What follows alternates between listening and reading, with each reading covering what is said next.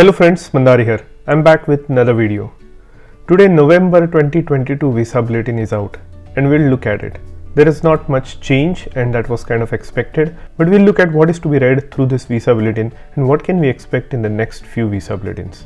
I'll also talk about few of the USCIS alerts that you may be interested in, and I have a giveaway coming up. So watch this video until the end and let's get started.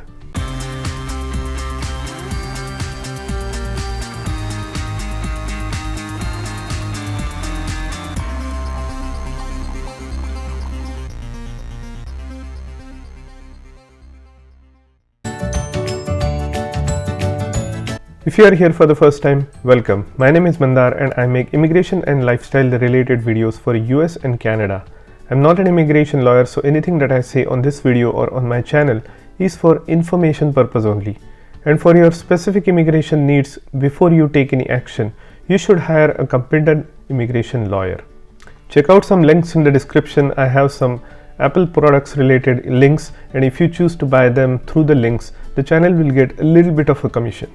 Also, if you want to get in touch with me regarding my opinion in your particular situation, you can contact me on my Patreon. It takes me about 2 to 3 days to respond back to you because of the flood of the emails, but regardless, a simple ping or a simple reminder will get my attention. As usual, we'll do a side-by-side comparison of October 2022 Visa Bulletin and November 2022 Visa Bulletin. We'll go through the family-based section first and then we'll go to the employment-based sections next. I'll put the timelines in the description so that you can jump to whichever section you are interested in. Now, a couple of general tips. If you are new to Visa Bulletin, you need to read the current month's Visa Bulletin first, because the current month Visa Bulletin is still October and which will continue to be valid until the end of October. So the November Visa Bulletin is just to give you a sneak peek into what's coming in the next month, what are the dates going to be, so that if your date becomes current in the November Visa Bulletin, which may not be the case this time around, but regardless, if your date is current in the next month's Visa Bulletin, you kind of come to know about it earlier so that you can prepare your application for it. So that's kind of a clarification I wanted to make. Now, as you may have already seen, there is not much of a change in the Visa Bulletin for either employment based or family based, and we kind of knew this coming, and I will talk into the details about what to expect in the next 2 or 3 Visa Bulletins. Now first we'll do a side-by-side comparison.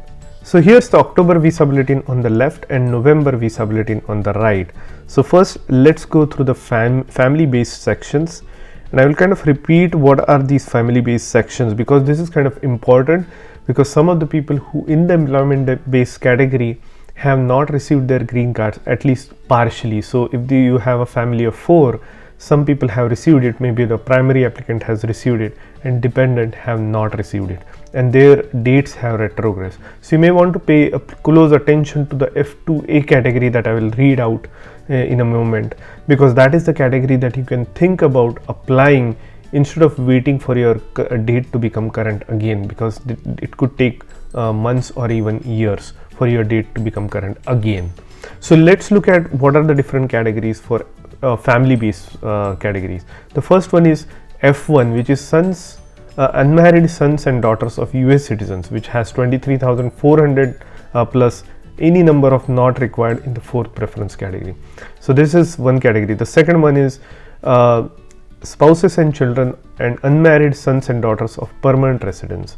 This has 114,200 plus the number by which the worldwide preference category level exceeds 226,000 plus any unused first preference numbers. So this is a subset of F1 category. The F2A category is spouses and children of permanent residents. 77% of overall second preference limitations, of which 75% are exempt from per country cap.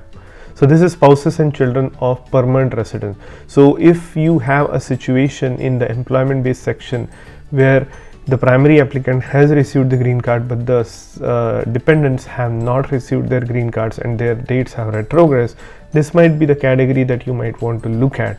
Sorry, I just had to get some water to keep my throat moist. So I know for sure that some of you are interested in stock trading, day trading, buying cryptocurrencies. I want to present you VBull. VBull is a trading platform. It allows you to buy stocks, it allows you to buy options, do options trading, also it allows you to buy cryptocurrency. It can be done on the computer or on the mobile app. Now if you use my link, which is on the screen and also in the description, you will get some free stocks. Now only for the month of August, Webull has announced that it will give 12 free stocks if you use my link, and those free stocks will be valued up to maximum of $30,600. So when you open an account using my link, you will get 2 free fractional share stocks. That value could be anywhere between $3 to $300. If you deposit at least 1 penny, you will get 4 to 10 free additional stocks valued from $7 to $3,000. So that's 12 stocks from Webull free for you if you use my link, and enjoy your free stocks. It's still the after effects of the COVID that I had. I had a lot of cough and I've been taking a lot of medications for that, but seems like my throat is drying up while I'm talking. But anyways, so if you are in a situation where your primary applicant has got a green card and then the derivatives have not got their green cards and they may have gotten retrogress now, so it might take few years. So maybe if your date is within 2012 or early 2013, you might be lucky and get your date current again this year. But if it's any further like 2014 or 2015, and if you had qualified earlier, but if you have not, if you are retrogress now, it might take a while for you to get your green card. So in that situation, you might be able to apply in F2A category, which allows spouses and children of permanent residents to apply for their green card, and that way their dates are actually current. So in this category, F2A category is entirely current, so that way you will get your green card sooner. So just something to keep in mind. F2B category is unmarried sons and daughters 21 years of age or older of permanent residents, 23% of overall second preference limitation. And third preference category, married sons and daughters of US citizens, and fourth is brothers and sisters of adult US citizens. So those are the categories. So now let's look at the first let's look at the final action date chart for family based category. For F1, as you can see, nothing has changed except for Mexico. So all chargeability, China, India all remain at 1st of December 2014.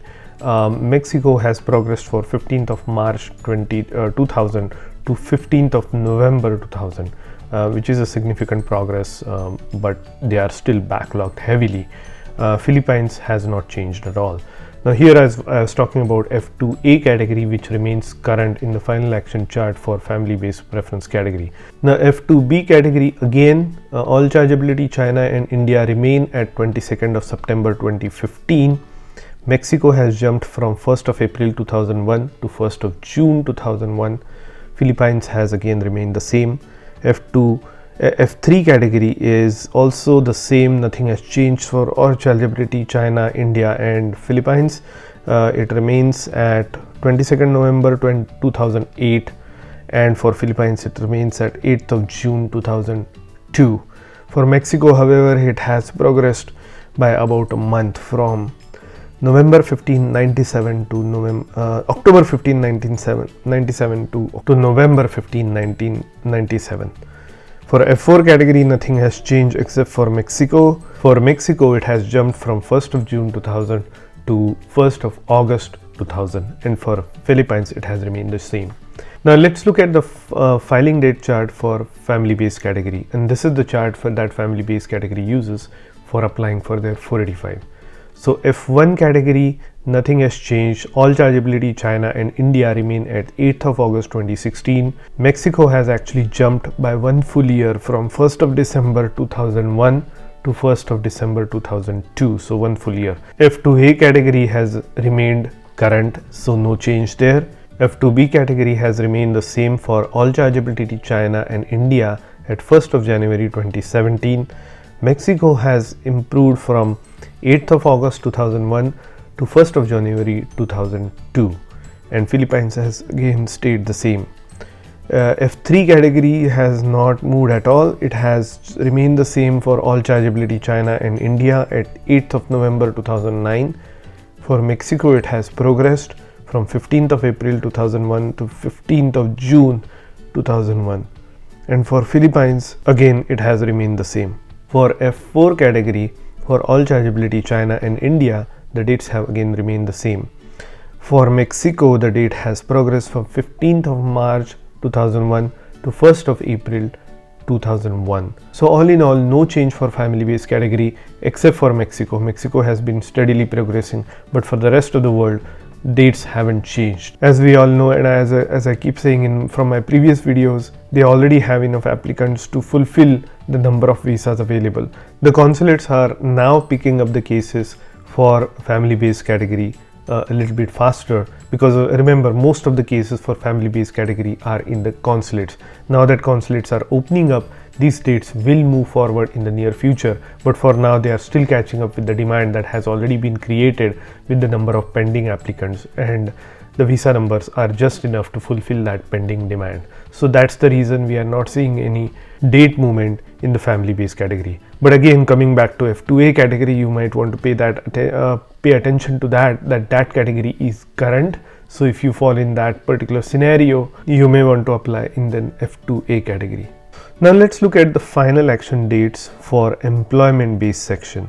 So in this particular section, as usual, the EB1 category is current throughout. So there is no retrogression. So you can be happy about the EB1. EB1 category remains current. EB2 also has stalled. It has not moved, at least in the final action date chart. They haven't been able to make any progress. So the only two countries that are backlogged, China remains at 8th of June 2019 and India still remains at 1st of April 2012. Same for EB3, actually nothing has changed. China remains at 15th of June 2018 and India remains at 1st of April 2012. So they have locked in the dates for final action date chart at 1st of April 2012. We'll go first through the filing date chart and then discuss about what's to happen. For other workers category, dates haven't changed at all, except for China. They have progressed from 1st of September 2012 to 1st of December, but for the rest of the world, the dates have not changed. For F4 category, dates have not changed at all. Certain religious workers, the dates remain. They were unavailable in the October visa bulletin, but now they are become current. So the visas are now available. Rest of the chart remains the same for EB5 in all the categories. Most of the categories, the dates are current in the final action date chart, except for China and India in the unreserved fifth preference category. Now let's look at the filing date chart for the employment based section, because this is the chart that you will still be using in the first couple of months from October to December in this fiscal year 2023. So EB1 remains current, no change there. EB2 has also not changed for China and India. China remains at 8th of July 2019 and India remains at 1st of May 2012. Same for EB3, nothing has changed. China remains at 15th of July 2018 and India remains at 1st of July 2012.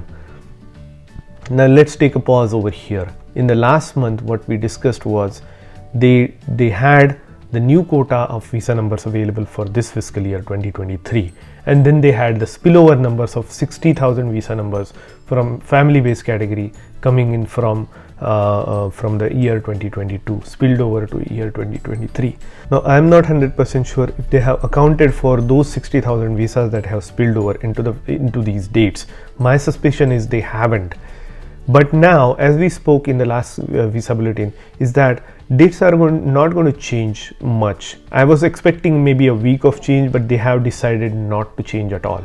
I think USCIS is being very cautious here because they aggressively forwarded the dates in the last year, and so much so that it caused a retrogression. Now they are taking a pause. They are looking at all the numbers. They want all the numbers to come in terms of the demand in different categories, in the rest of the world categories, and also from the spillovers from family based categories. They want to take their time. They want to look at the demand, and then they want to move the dates forward. So for most part, and that's what we are seeing here in the November visa bulletin. That's the reason it hasn't changed at all. And I'm expecting that it may not change in the December visa bulletin either. If we are lucky and if they get all the data that they need from this rest of the world demand for this fiscal year, and if there is going to be spillovers from the rest of the world, which there will be, plus the 60,000 visas, I think they will significantly move the dates forward by few months in January visa bulletin. Now if we are lucky, we obviously did not get the Diwali present for this visa bulletin, and if we are lucky, we may get the Christmas present by the dates moving forward in the December visa bulletin. But realistically, I think in the next visa bulletin, the dates may still not move forward.